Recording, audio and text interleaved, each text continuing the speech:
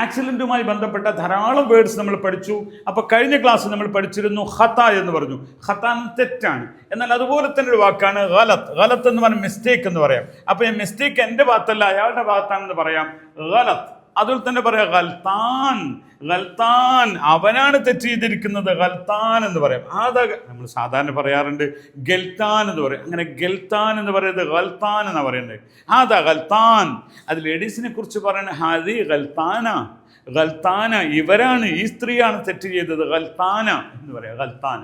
Okay, അപ്പോൾ ഗലത്ത് എന്ന് ഗൽത്താന എന്ന് പറയാം. പിഴവ് സംഭവിച്ചിരിക്കുന്നത്, തെറ്റ് സംഭവിച്ചവരെടുത്താണ്. അതുപോലെ തന്നെ അതുകൊണ്ട് മുഖാലഫ, അവിടെ എന്തുണ്ടാകും? നിയമവിരുദ്ധ പ്രവർത്തനങ്ങൾക്ക് ഫൈൻ കൊടുക്കും. അതിനാണ് പറയുന്നത് മുഖാലഫ. അതിന് നിയമവിരുദ്ധ പ്രവർത്തനത്തിനും പറയും, ആ നിയമവിരുദ്ധ പ്രവർത്തനത്തിന് കിട്ടുന്ന ഫൈനിനുമൊക്കെ സാധാരണ മുഖാലഫ എന്ന് പറയും. നമ്മൾ സാധാരണ മുഖാലഫ അടക്കണം എന്ന് പറയും. നമ്മൾ പലരും മനസ്സിലാക്കിയിരിക്കുന്നത് മുഖാലഫ എന്ന് പറയുന്നത് മാത്രമാണ്, അല്ല.